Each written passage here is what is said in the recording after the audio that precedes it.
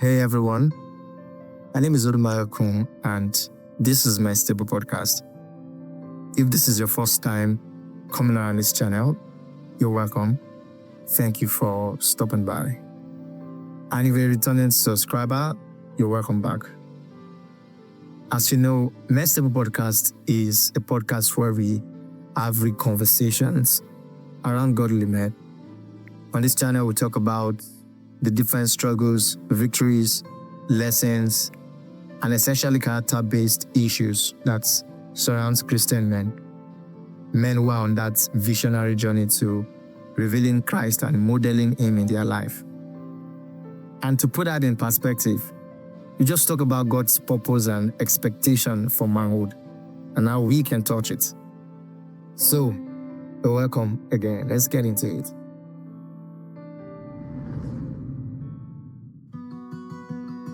This episode is for men, younger men, older men, boys becoming men, men in their teenage years, men navigating adulthood, men in marriage, Christian men, godly men, men in ministry.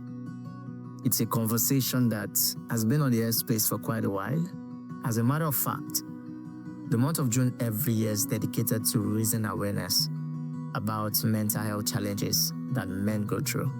So there have been a lot of conversations lately about men's well-being, their mental health, and how they can get help. Issues of trauma has popped up. On this episode, I want us to talk about trauma in men. Why this may come across as something very sensitive.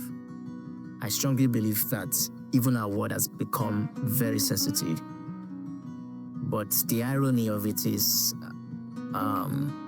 in our generation, we throw words around loosely, and it will shock you how something this sensitive will be taken lightly and may not hold much weight.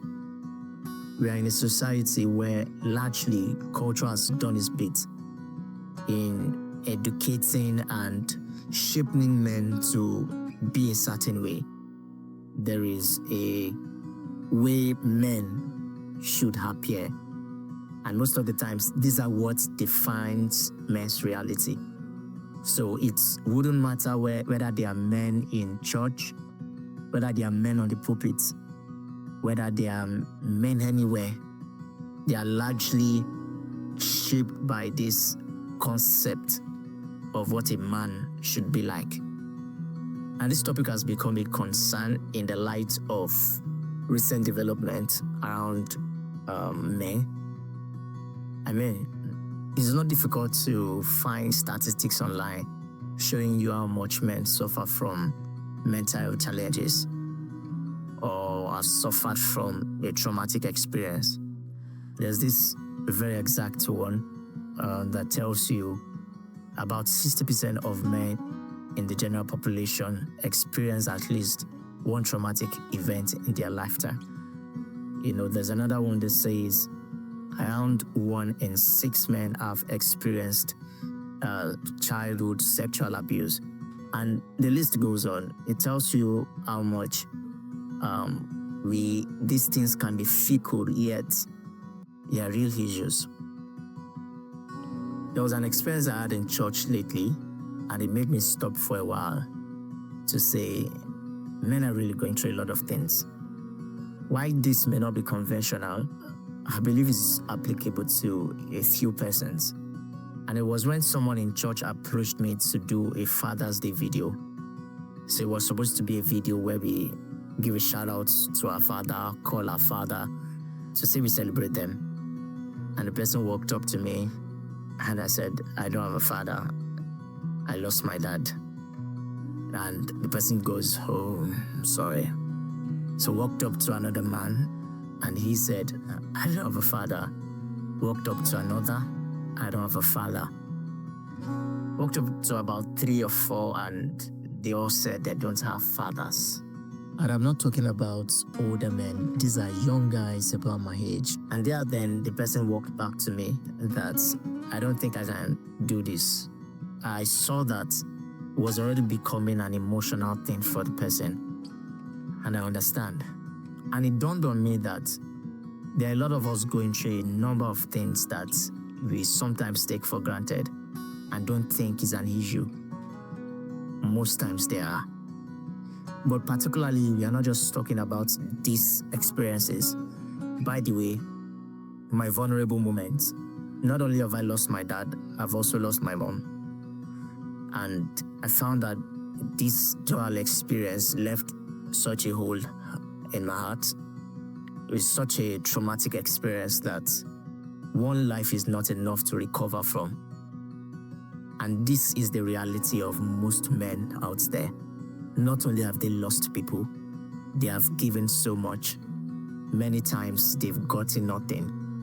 Many times life has shifted them in ways they can't recover from. It has left scars that can't be concealed many times. But it's okay, because despite all of this, we have a society that has mastered and applauds moving on at the expense of wholeness. And this is a huge gap that I believe that this podcast, this episode in particular, is cut out to address. Who says men must be the strongest in the room? Who says men must have it all together? Who says they can't break? Who says they need to man up? Who says they can't go through things? Who says they can't seek help? You see, the concept of men having things under control is cultural largely. Because think about it. While you grew up, the memory you probably will have of your father is your father being in charge, is your father taking hold of a situation. While that is all right, I strongly believe that a man should do that. But is that what men essentially are? Is that all to men? Is that all about men? You find very often that having done all of these things, there is still that void.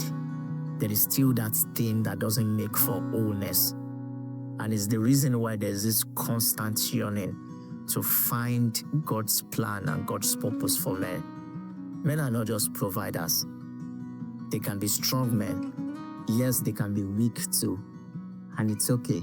They can be vulnerable too. I was in a discussion with a new friend, and she was asking, why do men find it hard to be vulnerable? Why? And I stopped for a moment and I asked her to define the word vulnerability. And after she was done, I realized we have been seeing this thing the wrong way, both from our part and from the men's part. See, vulnerability doesn't mean that you can't stand on your feet. It doesn't mean you can't be strong. As a matter of fact, it doesn't put a label on your capacity. Vulnerability just means you are being human and you are not ashamed to acknowledge. You are self-assured to know that there are many times that you will not be at your strongest. There are many times that you'll be needy. There are many times you will want help. Many times Jesus was vulnerable in the Bible. Many times you'll find David vulnerable, so much that it was a man that was camped around him that covered him at the moment. Vulnerability doesn't mean that you are open or porous to attacks or injury. It just means that you are confident, so confident that you can easily transfer control. That is what vulnerability is, my friend. I'm saying this in case there is any man out there who still feels it is difficult for you to be vulnerable. Just look at Jesus. Look at Jesus. The way God created Adam was to be naked and unashamed. You see, the moment he found help for himself outside God, he realized that he was naked and he was ashamed. You see, that's the story that the society tells. That when eyes are on you as a man, when it seems that you are open, is a thing of shame. But no, it's a thing of confidence. One of the scriptures that inspire me the most in the Bible is 2 Timothy chapter 1 verse 7. For God hath not given us the spirit of fear, but of power and of faith and of a sound mind. Other translations will say of self-control. Now there's a thing about what God gives to man, and it's not a spirit of fear. It's the spirit of sound mind. It's the spirit of wholeness. It's the spirit of control. That is why I say that true vulnerability is being assured. It's going to be very hard to exercise vulnerability if you are not assured in yourself. You've got to attain a level of confidence in yourself for you to be able to transfer control, even though you've got control in yourself in the first place. But for you to transfer that control takes a level of vulnerability. And this also reminds me of one of my videos I did in the past, where I said, I'm not a robot. Please check out that video. It helps you navigate issues around vulnerability. Are you out there going through moments in your life where you think you need to speak to someone, you need a friend? Everybody always needs someone to talk to. Everybody. We are not created to be alone. So one of the things I want to say to you is to seek for genuine relationships. I'm not just talking about friends who are friends outside. I'm talking about real friends. I'm talking about a real companion. The Bible says there is a friend that sticketh closer than a brother. So seek this genuine relationship. It might even be with the opposite sex. It doesn't necessarily mean every close relationship have to be affectionate or romantic. Just be sincere. And again, I want to say, don't keep quiet. Don't be quiet. And the first thing you need to do is to always speak to God. Speak to God. I mean, why should we try to be strong before people and also do the same before God? It's funny, right? But this is our reality. Have you listened to a typical woman's prayer, maybe a prayer time with God? How soft and tender it is. How that they can pour out their whole heart. We can do that too. You can pour out your heart and you can be very sincere about it. Most of the times, in fact, all of the time, I can tell you, you won't live the same way. I assure you. But most of us don't even have those vulnerable conversations with God. How much more with people? So I'm in this conversation with my friend, Daniel. Shout out to Daniel Gandona, where we talked about men getting therapy. It seems a big deal. One of the light bulb of that conversation for me is, while therapy may seem far-reaching, there are relationships that God straps around our life that can make up for therapy, or even something as basic as communion with the Holy Spirit can be therapeutic. But if that has not worked for you, and by it worked for you, I mean if you do not know how to navigate that, because it always works, but if you do not know how to go about that, I mean, you can seek professional help. It's just like getting, what we can say natural cure.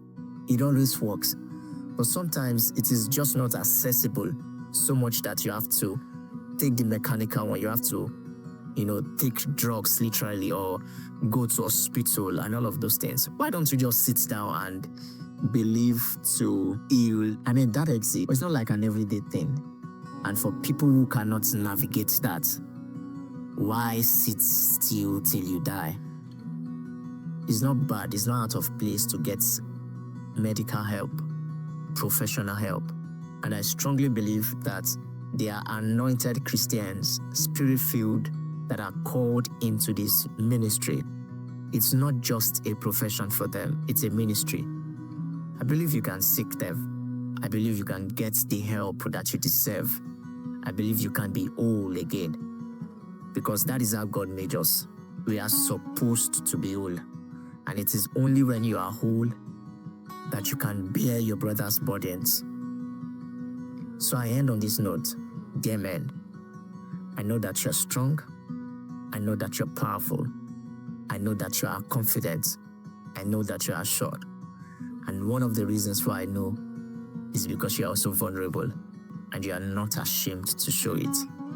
Thank you so much for joining me on this episode. Please take care of your mental health.